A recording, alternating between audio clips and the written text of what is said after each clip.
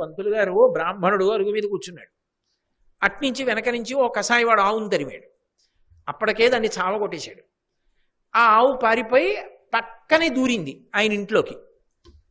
ఇటుగా ఆవు వచ్చిందా అని అడుగుతాడు వచ్చి. అందుకని ఆయన ఏం చేశాడంటే వాడు వచ్చేలాగా ఈ అరుగు దిగి అరుగు ఎక్కాడు, పక్క అరుగు.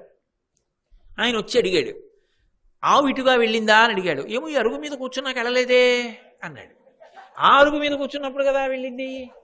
అనృత దోషము లేదు, ప్రాణిహింస లేదు, గో సంరక్షణము జరిగింది. అసలు నిజంగా గో విషయంలో నాకు తెలియదు అని చెప్పినా పాపం ఏం రాదు. గో సంరక్షణ చేస్తే పాపం ఏం రాదు. కాబట్టి అమ్మవారి యొక్క కడగంటి చూపు చేత అంత శక్తి వచ్చేసిందంటే, అందుకే కదా శంకర భగవత్పాదులు సౌందర్యలహరి చేస్తూ ఓ మాట అంటారు. మన్మధుడి యొక్క శక్తి గురించి మాట్లాడుతూ, ధను పౌష్పం మౌర్వీ మధుకరమయీ పంచవిశిఖ వసంతు సామంతో మలయమరుదాయూధనరద తథాప్యేక సర్వం హిమగిరిసుతే కామపి కృపాం అపాంగత్తే లబ్ధ్వా జగదిదమనంగో విజయతే హరనేత్రాగ్ని సందగ్ధ కామ సంజీవనౌషధి అని వ్యాసుడు లలితా సహస్రనామ స్తోత్రంలో. పరమశివుడు తన 3వ కంటి మంట చేత మన్మధుణ్ణి కాల్చేశాడు. అనంగుడు, శరీరం లేదు, అమ్మవారు బతికించింది, శరీరం ఇవ్వలేదు. కానీ అపాంగత్తే లబ్ధ్వా, అపాంగత్తే అంటే ఇలా చూడలేదు, అలా చూసింది. పొట్టి చూపు అంటారు, అలా చూస్తే పొడుగు చూపు. ఓ చిన్న పొట్టి చూపు చూస్తే కటాక్షం, కడగంటి చూపు, కంటి చివరి నుంచి చూస్తే ప్రేమ. ఒక్కసారి ఇలా చూసింది. ఇలా చూస్తే ఎంత శక్తి వచ్చిందంటే మన్మధుడికి ధన పౌష్పం, ధనస్సు పువ్వులతో చేయబడిన ధనస్సు అంటే ఎంత బలహీనమైంది. మధుకరమయీ, వెనకాతల అల్లెత్రాడు తుమ్మెదల వరుస క్రమంలో ఉంటాయి. అసలు ఎక్కడైనా ముందు పువ్వులు ఉంటే ధనస్సుకి వెనక తుమ్మెదలు ఇలా నిలబడతాయండి, వరుస క్రమంలో ఉండవు, పువ్వుల మీదకి పోతాయి. ఒకవేళ నిజంగా నిలబడ్డాయనుకోండి, బాణం పెట్టి ఇలా లాగుదా అంటే స్థితిస్థాపక శక్తి ఉండాలా, వింటినారి వెనక్కి రావాలా, ఎలా వస్తాయి? 2 తుమ్మెదల మధ్యలోంచి బాణం వెనక్కి వస్తుంది. అంత బలహీనమైనటువంటి వింటినారి. పంచవిశిఖ, పోనీ ఏమైనా పెద్ద పెద్ద బాణాలు, బ్రహ్మాస్త్రం, రౌద్రాస్త్రం, వాయువ్యాస్త్రం, ఐంద్రాస్త్రం ఇలాంటివి ఏమైనా ప్రయోగిస్తాడా? 5 పువ్వుల బాణాలు వేస్తాడు. చక్కగా మీద పడితే హాయిగా ఇరుగుపోతారు. అటువంటివి 5 పుష్పబాణాలు. మధుకరమయీ పంచవిశిఖ వసంతు సామంతో, ఒక్కడే చిలికాడు. మంచి స్నేహితుడు ఎవరు? వసంతుడు. చైత్ర వైశాఖ మాసంలో వసంతుడు. ఆ తర్వాత ఇక మళ్ళీ 10 నెలలు కనపడ్డాడు. మంచివాడే కానీ కనపడ్డావు. మళ్ళీ ఎప్పుడో వస్తాడు, చైత్ర వైశాఖాలు వస్తాయి. ఇంకేం మిత్రుడు? పిలిస్తే పలకడానికి సిద్ధంగా ఉంటే మిత్రుడి వలన ఉపకారం. అసలు మనిషే కనపడ్డాయి 10 నెలలు. అటువంటి మిత్రుడు, మిత్ర సహకారం లేదు. వసంతు సామంతో మలయమరుదాయూధనరథ, మలయ పర్వతం మీద నుంచి వచ్చేటటువంటి గంధపు చెట్ల మీద గాలి ఆయనకి రథం. ఆ గాలి దానిష్టం వచ్చినట్టు పోతుంది. మీరు చూడండి, ఒక్కొక్కసారి అక్కడ లౌడ్ స్పీకర్లో పాట వినపడుతుంది, తిరుమల మందిర సుందర అని వినపడింది అనుకోండి, అబ్బా చాలా మంచి పాట వస్తుందని ఇలా వినపడేటప్పటికీ తిరుమల మందిర సుందర గాలికిటి వస్తుంది, తర్వాత గాలికి తర్వాత ఇంకో వైపు పోతుంది. మన ఇష్టమే వస్తుందా? గాలిటి వస్తే అటు వస్తుంది అది. అలా మలయమరుదాయూధనరథ, మలయ పర్వతం నుంచి వచ్చేటటువంటి గంధపు చెట్ల యొక్క గాలి ఆయనకి రథం. శత్రువు అక్కడుంటే ఇటు వెళ్ళదు, ఆ రథం అటుపోతుంది గాలిస్తే. ఇంకేం యుద్ధం? మలయమరుదాయూధనరథ తథాం అపాంగత్తే లబ్ధ్వా, ఇన్ని బలహీనతలు, అన్నిటినీ మించి శరీరం లేదు. ఇన్ని బలహీనతలున్నా ఆయనకి ధను పౌష్పం మౌర్వీ మధుకరమయీ పంచవిశిఖ వసంతు సామంతో మలయమరుదాయూధనరథ తథాప్యేక సర్వం హిమగిరిసుతే కామపి కృపాం అపాంగత్తే. పరమదయతో అమ్మవారి ఇలా చూసినంత మాత్రం చేత అపాంగత్తే లబ్ధ్వా జగదిదమనంగో విజయతే. సంసారాలు విడిచిపెట్టి ఎక్కడో పర్వతాల దగ్గరికి వెళ్ళి వానప్రస్థంలో కూర్చునో, లేకపోతే మొక్కు మూసుకుని నాకు భగవంతుడు కావాలని చెప్పి కూర్చున్న వాళ్ళు కూడా మన్మధుడి యొక్క బాణములు నా మీద పడి ఎక్కడ మళ్ళీ నేను కిందకి జారిపోతానోనని భయపడిపోయేటట్టుగా బాణ పరంపర ప్రయోగిస్తున్నాడు. ఆయన ఓడిపోయాడన్న మాట లేదు, ఆయన బాణాలు పడ్డాయా ఎవరైనా వశపడిపోవలసింది. ఇంత శక్తి ఎక్కడి నుంచి వచ్చిందమ్మా ఇన్ని బలహీనతలు ఉన్నవాడికి అంటే ఆ తల్లి యొక్క కడగంటి చూపు అంత గొప్పది. ఆ కటాక్షం, ఆవిడ పాదములు, గోళ్ళు, ఆవిడ సంకల్పం, ఆవిడ అనుగ్రహం ఏదైనా సరే ఉద్ధరించేస్తుంది. అంత గొప్ప తల్లి. అందుకే ఆ తల్లి గొప్పతనాన్ని చెప్పడానికి అంతటి మహాతల్లి. కాబట్టి మనసులో ప్రత్యేకించి సువాసినులు అమ్మవారికి ఒక్క నమస్కారం ప్రతిరోజు చేస్తే చాలు. అందున ఒక అదృష్టం ఉంటుంది వాళ్ళకి. నేనున్నాను అనుకోండి, నిద్రమంచం మించి లేస్తే భగవత్ సంబంధమైనటువంటి విషయాన్ని దేన్నైనా ముట్టుకోవాలి అంటే అర్హత ఉండదు. తలస్నానం చేసిన తర్వాతే. ఆఖరికి పూజామందిరంలో పూజా సంభారాలు సర్దాలన్నా నేను వాడుకునే పూజా సంభారాలే అవి. పూజామందిరంలోకి వెళ్ళి సర్దుకోవాలన్నా నేను తలస్నానం చేస్తే కానీ అర్హత ఉండదు.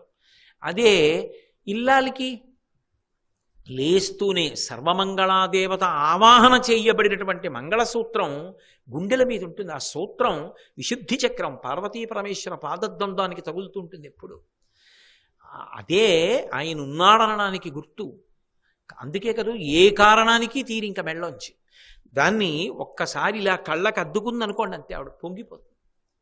ఏది ఆ అదృష్టం? భర్త పాదముల వంక చూసి ఒక్క నమస్కారం పెట్టింది అనుకోండి, అది శ్రీమన్నారాయణుడికి అందిపోయింది ఆ నమస్కారం. నాకు నేను మనస్సులో త్రికరణ శుద్ధిగా భావన చేసి నమస్కరిస్తేనే. ముట్టుకోవాలంటే ఏదైనా పూజా సంచయాన్ని తలస్నానం చేశాకే, లేకపోతే కుదరదు. అందుకే భావన చేత ప్రత్యేకించి సువాసిని అమ్మవారి అనుగ్రహాన్ని పొందగలరు. ఈ భావన పురుషుడికి కూడా గొప్పదే అయినా అది సువాసిని విషయంలో మరింత సులభం.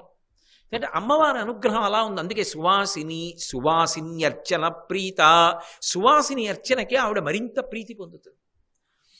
కాబట్టి శంకర భగవత్పాదులు అంటారు, చారణాదిసుర సుందరీ చికురశేఖరీ కృతపదాంబుజాం కారణాధిపతి పంచక ప్రకృతి కారణ ప్రథమ మాతృకాం వారణాంతముఖ పారణాం మనసి భావయామి పరదేవతాం అంటారు. కారణాధిపతి పంచక ప్రకృతి కారణ ప్రథమ మాతృకాం అంటారు 3వ పాదంలో. ఇది కొంచెం మీరు జాగ్రత్తగా దాని మీద దృష్టిని ఉంచి తెలుసుకోవలసినటువంటి విషయం. ప్రపంచకము అని ఒక మాట. అంటే అమ్మవారి గురించి చెప్తూ పంచమీ పంచభూతేశి పంచసంఖ్యోపచారిణి అని లలితా సహస్రంలో అనేక చోట్ల శర్వాణి శంభుదాయిని అలా అమ్మవారి గురించినటువంటి భవాని భావనాగమ్య భవారణ్య కుఠారిక ఇవన్నీ కూడా పంచభూతముల యొక్క అధిదేవతా స్వరూపంగా అమ్మవారు ఎలా ఉంటుందో చెప్పేటటువంటి నామాలు. అందులో మీరు ఒక్కటి జాగ్రత్తగా గమనిస్తే సృష్టి అని ఒక మాట వాడతాం. నేను ఇప్పుడు పెద్దగా వేదాంతం కానీ భాగవతంలో చెప్పిన సృష్టి క్రమం కానీ ఇవన్నిటి గురించి మాట్లాడదు, కానీ ఒక్క విషయం చెప్తాను, మీరు బాగా పట్టుకుంటారు. సృష్టి అని ఒక మాట అంటే అసలు ఏమీ లేనటువంటి స్థితిలో పరమశివుడు ఒక్కడే అన్నీ ఆయనలోకి తీసేసుకొని ఆయన ఒక్కడు ఈ భూమి అంతా ప్రళయ జలాల్లో మునిగిపోయి ఉంటుంది. ఆయన బహిర్ముఖుడు కాడు, తనలో తాను రమిస్తూ ఉంటాడు. తనలో తాను రమిస్తూ ఆయన ఒక్కడే మిగిలిపోయి ఉన్న సమయంలో నత్ర సూర్యోభాతి చంద్రతారకం నేమా విద్యుతో భాతి కుతో యమగ్ని త్వమీవ భాంతమనుభాతి సర్వం తస్య భాషా సర్వమిదం విభాతి. సూర్యచంద్రుల యొక్క గమనం కూడా ఉండదు. ఆ కటిక చీకట్లో ఆయన ఒక్కడూ కోటి సూర్యుల పగిది వెలిగిపోతూ ఉంటాడు. లోకంబులు లోకేశులు లోకస్తులు తెగిన తుది అలోకంబగు పెంచీకటి కావలయవ్వండే కాకృతి వెలుగు అతని వేసేయి వింతున్నంటారు పోతన గారు. ఆ పెను చీకటికి ఆవల ఒక్కడు వెలిగిపోతూ తనలో తాను రమిస్తూ ఉంటాడు. అటువంటి వాణి యందు ముందు తల్లి స్పందన కల్పిస్తుంది. స్పందన అంటే ఆయన మనసు కదులుతుంది. అది శివశక్త్యాయుక్తో యది భవతి శక్త ప్రభవితుం నచేదేవం దేవో నఖలు కుశల స్పందితుమపి. మనసు కదులుతుంది. మొట్టమొదట మనసు కదిలింది. మొదటి కదలిక చేత ఆయనకు కోరిక పుడుతుంది. ఒక్కడిని కాదు అనేకమవుతానంటే ఆ తల్లి మొట్టమొదట కదుపుతుంది. కదిపినప్పుడు బ్రహ్మము ఈ సృష్టిగా మారుతుంది. మారేటప్పుడు మొట్టమొదట ఏమొస్తాయంటే, అంటే నేను సంగ్రహంగా మాట్లాడుతున్నాను సుమండి. ఆకాశాద్వాయు వాయురగ్ని అని ఒక క్రమం.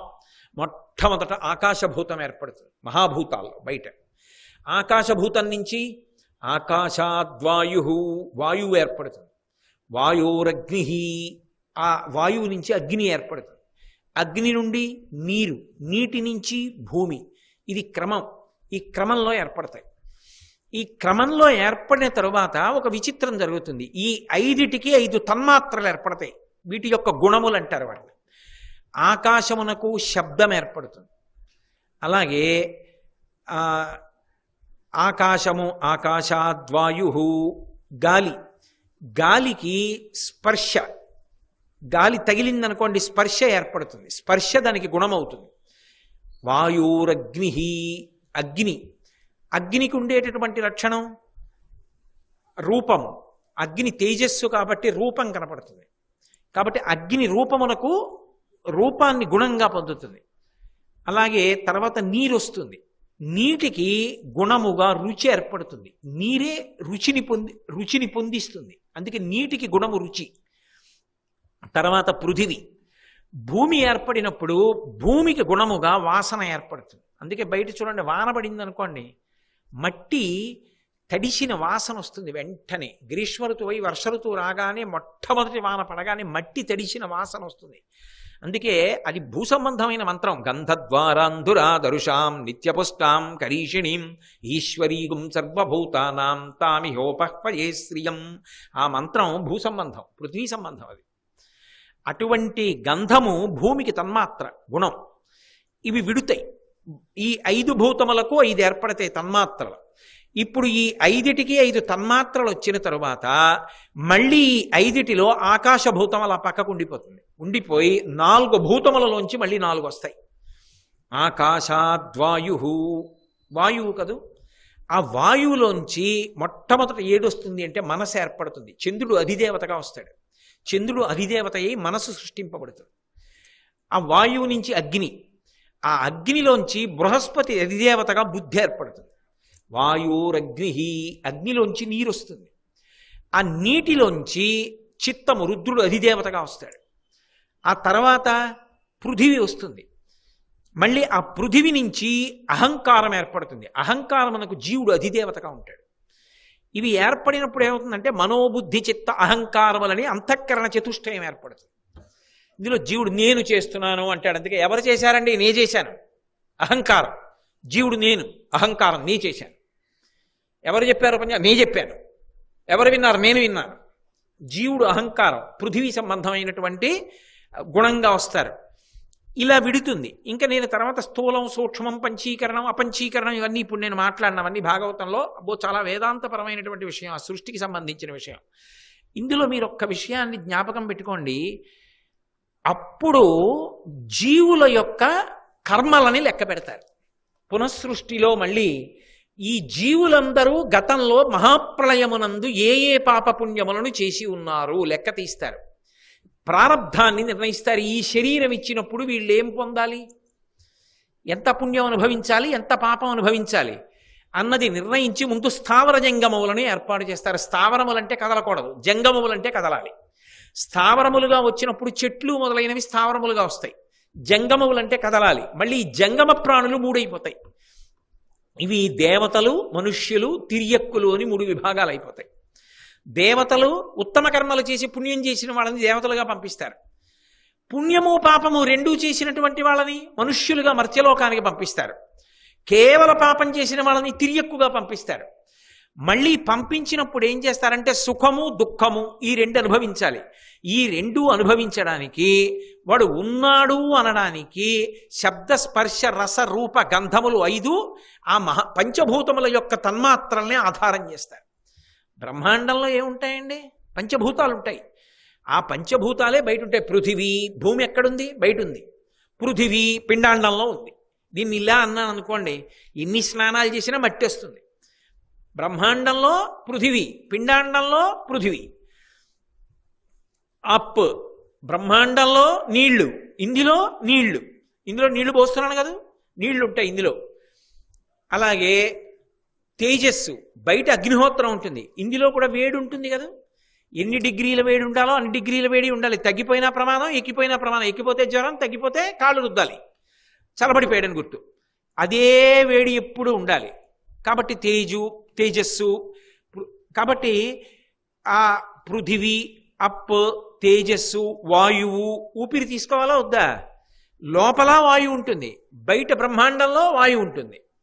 అలాగే పృథివీ ఆపస్ తేజో వాయు ఆకాశము. బయట ఆకాశభూతం ఉంటుంది, లోపల రక్త ప్రసరణం జరగాలంటే ఆకాశం ఉండాలా, వ్యవధానం ఉండి ప్రవహించాలా, ఆకాశభూతం ఉంటుంది. ఇప్పుడు అమ్మవారి గొప్పతనం ఏమిటి అంటే సమన్వయం, శక్తి కదూ, కదలిక. ఈ కదలికలున్నంతసేపు భవతి అంటారు సంస్కృతంలో, అంటే ఉన్నాడు. ఈ భవతి అన్న 3 అక్షరాలు ఎవరి వలన అనుగ్రహము అంటే ఆ తల్లి యొక్క అనుగ్రహం. ఎలా? బయట బ్రహ్మాండంలో ఏముంది? పృథివీ ఉంది, ఇక్కడేముంది? మట్టి ఉంది. ఇందులో ఆకలేసింది, ఏం తేవాలి నేను? ఓ యాపిల్ పండు పట్టరావాలి. అది ఏమిటది? పృథివీ వికారం. మట్టిలోంచి చెట్టు వచ్చింది, చెట్టు నీటిని ఆ మట్టి సారాన్ని లాక్కుంది, యాపిల్ పండు కాసింది, అది పృథివీ.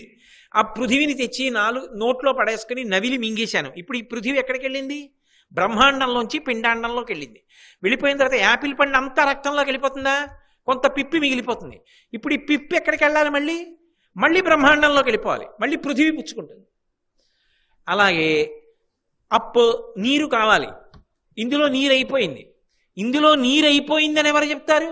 ప్రాణాపాన వ్యాన బుధాన సమాన నాగ కూర్మ కృకర ధనంజయ దేవదత్తములలో 5 ప్రాణములు అవుతాయి, మళ్ళీ పంచభూతములలోంచి వస్తాయి. అవి వచ్చి ప్రాణ అపాన వ్యాన బుధాన సమానములు ప్రాణములైతే నాగ కూర్మ కృకర ధనంజయ దేవదత్తములుగా అమ్మవారు చెప్తుంది. నీరైపోయింది పొయ్యి అంటుంది. ఎక్కడ తెస్తావు? బ్రహ్మాండంలో ఉంటాయి నీళ్లు. ఆ నీళ్లు తెచ్చి ఇందులో పోస్తావు పిండాండంలో. కొన్ని నీళ్లు పుచ్చుకుంటుంది, కొన్ని మలినం అయిపోయి ఉండిపోతాయి. అప్పుడు ఆ నీళ్లు ఏమవ్వాలి? మళ్ళీ బ్రహ్మాండం పుచ్చుకుంటుంది వదిలిపెట్టేసినప్పుడు. తిరుగుతోందా లేదా? బ్రహ్మాండం పిండాండం సమన్వయం అవుతున్నాయా? అందులో పృథివీ ఇందులో వేశాను, ఇందులో పిప్పి పృథివీ మళ్ళీ భూమిలో వదిలేను. అందులో నీరు ఇందులో పోశాను, ఇందులో మిగిలిపోయిన నీరు మళ్ళీ భూమిలో పోశాను. శక్తి కదులుతోందా లేదా? శరీరం భవతి, ఉన్నాడనడానికి గుర్తు. అలాగే వాయువు, ఊపిరి తీయాలి, గాలి ఎక్కడది? బ్రహ్మాండంలో గాలి లోపలికి పీల్చాను, మలినం అయిపోయింది, ఎక్కడికి వదిలేశాను? మళ్ళీ బ్రహ్మాండంలోకి వదిలేశాను. బ్రహ్మాండంలో వాయువు పిండాండంలోకి వెళ్ళి పిండాండంలో వాయువు బ్రహ్మాండంలోకి వెడుతోంది. సమన్వయం అవుతోందా? కదులుతోంది. శక్తి కదుపుతోంది. భవతి ఉన్నాడు, ఊపిరి పీలుస్తున్నాడు. పృథివీ ఆపస్ తేజో వేడి, బయట చాలా చల్లగా ఉంది, కానీ ఇందులో వేడిగా ఉండాలి, వేడి తగ్గిపోవడానికి వీల్లేదు. అమ్మవారు ఇందులో వేడిని అలాగే నిలబెడుతుంది. బయట చాలా వేడిగా ఉంది, అంత వేడికి ఈ వేడి పెరిగిపోకూడదు, అంతే వేడి ఉండాలి. కాబట్టి మళ్ళీ మజ్జిగ అటువంటి పదార్థాలు పుచ్చుకున్న వేడిని కాపాడుకొస్తూ ఉంటుంది. అది విచిత్రం. ఆ వేడి తగ్గకుండా పెరగకుండా చూసుకుంటుంది. నిన్న మీతో చెప్పే కదా, స్వాధిష్టానము చక్రాల ద్వారా నియంత్రణ చేస్తూ ఉంటుంది. మళ్ళీ ఆవిడ శక్తి స్వరూపమై లక్షల రక్తనాళాలు ఉంటాయి లోపల. ఎన్ని గొట్టాలు ఉన్నాయో, ఆ గుండె దగ్గరికి ఎన్ని గొట్టాలో, ఆఖరికి ఇంత కోమలంగా ఉండేటటువంటి ఈ కనుగుడ్డు వెనక ఉన్నటువంటి రెటీనా మీద కూడా రక్తకేశనాళికలు వెడుతుంటాయి. అందులోంచి కూడా రక్తం వెడుతుంటుంది. అందులో రక్తం వెళ్లకుండా గడ్డ కట్టినా కూడా ఎంత సూక్ష్మమైతే అంత ఖరీదు. రెటీనా మీద వెడుతున్నటువంటి సన్నని రక్తకేశనాళికలో రక్తం గడ్డ కట్టిందనుకోండి, ₹1,00,000 అవ్వచ్చు ఆపరేషన్కి. కాలు కురిపేసి ఎక్కడో ఆగిందనుకోండి, ₹1,000తో వచ్చేమో. కాబట్టి ఎవరు తిప్పుతున్నారు? లోపల ఎలా నడుస్తోంది రక్తం? అది పోటు ఎక్కువ వేగంతో వెళ్ళిందనుకోండి, రక్తం తలదిరిగి పడిపోతాడు.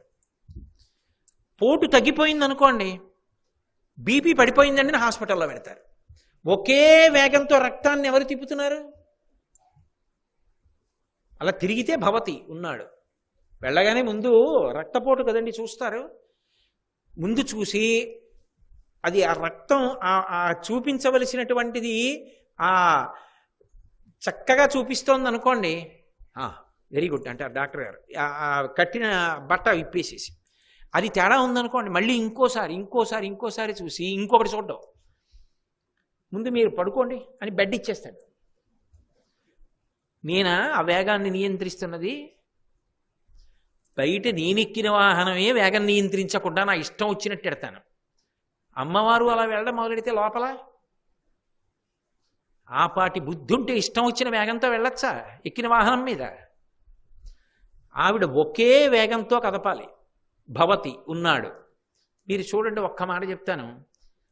లోపల ఆకలి ఇట్లేదు, ఏమండి 2 రోజులైంది ఏదో ఒకటి తినండి అని భార్య పట్టుకొచ్చి బత్తాయి పండులో ఉన్నటువంటి ముత్యాలు అక్కడ ఎట్టింది, 4 నోట్లో వేసుకున్నాడు, వాంతి అయిపోయి బయటికి వెళ్ళిపోయాడు.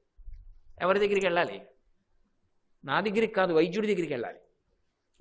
పృథివితో సమన్వయం అవ్వట్లేదు, పిండాండంలో తేడా వచ్చేసింది. ఇవాళ కాకపోతే రేపు వెళ్ళచ్చు, 2 రోజులాగా వెళ్ళచ్చు. నీరు పుచ్చుకోవట్లేదు, ఓ గంట ఆగి వెళ్ళిపోవాలి. పుచ్చుకున్న నీళ్లు వెంటనే వెళ్ళిపోతే డీహైడ్రేషన్ అయిపోతుంది. వాయువు అందట్లేదు, మనం వెళ్ళడం కాదు, తీసుకెడతారు శరీరాన్ని అంబులెన్స్లో గాలి అందకపోతే. ఎగూపిరి దిగూపిరి పుచ్చుకోవట్లేదు అనుకోండి, గంటికలు మోగేసినట్లే. అగ్ని వేడి తగ్గిపోయింది అనుకోండి, చల్లబడిపోతున్నాడు అనుకోండి, అంబులెన్సే. ఆకాశం మూసుకుందనుకోండి, ఏమో ఉంటాడో ఉండడో. ఇందులో ఒక్కొక్క భూతంతో సమన్వయాన్ని బట్టి పిండాండం యొక్క ప్రమాద స్థాయి ఉంటుంది. దీన్ని దిద్దగలిగిన వాడు ఎవరు? మళ్ళీ పరమేశ్వర స్వరూపుడైన వైద్యుడు ఒక్కడే దిద్దుతాడు. కాబట్టి మనం ప్రార్థన చేస్తే ఏమవుతుందంటే దాన్ని దిద్దగలిగిన శక్తి వైద్యుడికి దొరుకుతుంది. ఆ దిద్దగలిగిన శక్తి కలిగిన వైద్యుడు మనకి దొరుకుతాడని చెప్పాలి. అంతేగాని ప్రార్థన చేస్తే నేను ఓ భగవంతుడిని ప్రార్థన చేశాను అనుకోండి, ఈశ్వరుడు జోక్యం చేసుకోవడం నేను నిర్ధారణ చేయను, నేను అలా అనను. కానీ వైద్యుడు ఈశ్వర స్వరూపంగా దొరుకుతాడు. అందుకే ప్రథమో దైవ్యోభిషగు, ఈశ్వరుడి యొక్క ప్రథమ స్వరూపము వైద్యుడు. వైద్యో నారాయణో హరి వైద్యో వైద్య సదాయోగి వీరహ మాధవో మధు. ఆ వైద్యుడు ఈశ్వర స్వరూపమై నీ సమస్య ఆయనకి అంది, దానికి ఏ విరుగుడు చెయ్యాలో ఆయన బుద్ధికి తట్టి దిద్ది భవతి ఉన్నాడు అనిపిస్తాడు. రెండింట్లో తేడా వచ్చిందనుకోండి, తీసుకెళ్ళిపోండి అనిపిస్తాడు. ఇది భవతి. ఈ 3 అక్షరాల్లో బ్రహ్మాండ పిండాండాల్ని సమన్వయం చేస్తూ ఉంటుంది. పడిపోయింది, ఎవరు పట్టుకెడతారు? అరే మనుష్యులంటే ఏదో ఉన్నారనుకోండి, ఎవరో వాళ్ళు చేస్తారు అంత్యేష్టి సంస్కారం. కుక్కబోయింది, ఎవరు చేస్తారు? అప్పుడు ఆ తల్లి ధనంజయవాయు రూపంలో లోపల కదులుతుంది. అది ఉబ్బిపోయేట్టు చేసి, పగిలిపోయేట్టు చేసి, పంచభూతాల్లో పృథివికి, తేజస్సుకి, వాయువుకి, అగ్నిని అగ్నికి అప్పచెప్పేస్తుంది. అలా ఉండిపోయాయి అనుకోండి వెళ్ళిపోయినవన్నీ ప్రాణులు. అసలు కాలు బయట పెట్టగలమా మనం? సరిపోతుందా కళేబరాలతో ఈ భూమి? కానీ ఇంత మంగళప్రదంగాను మళ్ళీ ఉంచి కొంతకాలం అయ్యేటప్పటికే ఆ ప్రాణి భూమిలోకి చేరిపోయేటట్టుగా చేస్తుంది. చేసి మళ్ళీ అందులోంచి మనం తినే అన్నం పుట్టిస్తుంది. అది విచిత్రం. ఇంత మంగళప్రదంగా భూమి నుంచి ఎవరు చేస్తున్నారు ఇదంతా? ఆ తల్లి చేస్తోంది. నేను ఊపిరి తీశానంటే ఆ తల్లి, నేను ఇంత అన్నం తిన్నానంటే ఆ తల్లి, జీర్ణమైతే ఆ తల్లి, నెత్తురుగా మారితే ఆ తల్లి, జ్ఞాపకం వస్తే ఆ తల్లి, మాట్లాడితే ఆ తల్లి, నా చెయ్యి కదిలితే ఆ తల్లి, నా కాలు కదిలితే ఆ తల్లి, నేను రూపాయి సంపాదించుకుంటున్నాను ఉద్యోగం చేసి అంటే ఆ అర్హతనిచ్చినది ఆ తల్లి, జ్ఞాపకం ఆ తల్లి, నిద్ర ఆ తల్లి, రాత్రి ఆ తల్లి, పగలు ఆ తల్లి. యాదేవీ సర్వభూతేషు నిద్రారూపేణ సంస్థిత నమస్తస్యై నమస్తస్యై నమస్తస్యై నమో నమః అని మన పేరు మీద జీవితంలో ఒక్కసారైనా చండీ హోమంలో హవిస్సు పడకపోతే ఇంకా జీవితానికి ఏమిటి ప్రయోజనం అవుతుంది? కాబట్టి ఇప్పుడు ఆ తల్లి కానిది ఏమిటి? ఆ తల్లి ప్రథమ కారణం ఈ సృష్టికి అంతటికి. ఆ తల్లి పంచభూతాలు. నీరుగా శివుడుంటే నీటిలో బ్రతికించగలిగిన శక్తిగా తల్లి ఉంటుంది. అందుకే భవుడు ఆయన భవరూపంతో నీటిగా లోకాన్ని బతికిస్తాడే. భవానిగా ఆమె నీటిలో బ్రతికించగలిగిన శక్తిగా ఆవహించి ఉంటుంది. అందుకే చూడండి, వ్యాస భగవానుడు లింగపురాణంలో మాట అంటాడు, సంజీవనం సమస్తస్య జగత సలిలాత్మిక భవ ఇత్యుచ్యతే మూర్తిర్భవస్య పరమాత్మనః అంటాడు. భవ అన్న పేరుతో శివుడు నీటి రూపంలో ఉంటాడు. ఆ నీటికి బ్రతికించగలిగిన శక్తిగా అమ్మవారు ఆవాహన అయ్యి ఉంటుంది. మీరు చూడండి, అందుకే వేదంలో మాట చెప్తారు, ప్రాణములు దేని చేత ధరింపబడతాయంటే నీటి చేత ధరింపబడతాయి. ప్రాణములు ఉత్క్రమణం అవుతున్నాయి అనుకోండి, ఎవరో స్పృహ తప్పిపోయారు, అందట్లేదు ఇంకా ఊపిరి, ఆయన పడిపోగానే ఏమండి పడిపోయాడు అంటే ఆయన ఎవరో మనకి తెలియదు, అకస్మాత్తుగా పడిపోయాడు. ఓసారి నేనే పడిపోయాను. ఓ నాడు నడుచుకుంటూ వెళ్తున్నాను, ఎవరో కోడిని కోస్తున్నారు, నేను ఎందుకో ఇలా చూశాను, అది చూశాను. ఆ తర్వాత నేను లేచేటప్పటికి ఒళ్ళంతా తడిసిపోయి షోడాలు అవి కొట్టి మొహం మీద పోశారు. అంటే ఏమో ఎందుకో నేను చూడలేకపోయాను, పడిపోయాను. అది అంటే అయ్యి బాబోయ్ అలా కంఠం తెగిపోవడమే, అలా పోయడమే అన్న బాధ, నేనే కోడినైపోయానన్నంత బాధ కలిగి స్పృహ తప్పి పడిపోయాను. పడిపోయానన్న విషయం నాకు తెలిసి వెడుతున్నవాడు పడిపోయాను. అప్పుడు ఏం పట్టుకొస్తారు? ఓ పంచెల చాపు, ఓ ఉత్తరీయం, కాళ్ళకి నమస్కారాలు, ఓ గొడుగు, ఇవి తెస్తారా? వెంటనే కాసి నీళ్లు తీసుకొచ్చి మొహం మీద కొడతారు. ఆ నీళ్లు ముఖానికి తగిలితే మళ్ళీ చైతన్యం వస్తుంది, ప్రాణం వస్తుంది. ఉత్క్రమణం అవుతున్న ప్రాణాలని వెనక్కి ఎవరు తెస్తారంటే పంచభూతాల్లో నీరు తెస్తుంది. ఆ నీటికి అలా తెచ్చే శక్తి, బతికించే శక్తి, పంటలు పండించే శక్తి, అన్నం వండే శక్తి, ఉడికించే శక్తి, ఇవన్నీ ఎక్కడివి అంటే అమ్మవారు భవానిగా ఆ నీటిలో ఉండి బతికిస్తోంది. పృథివిగా ఆ తల్లి పంటలనిస్తోంది, కాపాడుతోంది, కదలకుండా నిలబడుతోంది, మన్ని మోస్తోంది. చిట్ట చివరి శరీరం పడిపోతే తనలో కలుపుకుంటోంది. ఇప్పుడు ఆ తల్లి కానిది, ఆ తల్లి అనుగ్రహం లేకుండా మనం బతికినది ఒక్క క్షణం నాకు చూపించండి. పుట్టుకలో, పెరగడంలో, బతకడంలో, పెరగడంలో, తినడంలో, పడుకోవడంలో, నడవడంలో, ఆలోచించడంలో, సంపాదించడంలో, కీర్తి పొందడంలో, చావడంలో, కలిసిపోవడంలో ఆ తల్లి అనుగ్రహమే ఉంది. ఆమె వినా ఇంకొకటి లేదు. లౌకికంగా తల్లివి చెప్పినా ఈ సమస్త ప్రాణికోటి యొక్క మొట్టమొదటి తల్లి ఆమె. తండ్రి శంకరుడు. వాగర్ధావివ సంపృక్తౌ వాగర్ధ ప్రతిపత్తయే జగత పితరౌ వందే పార్వతీ పరమేశ్వరౌ.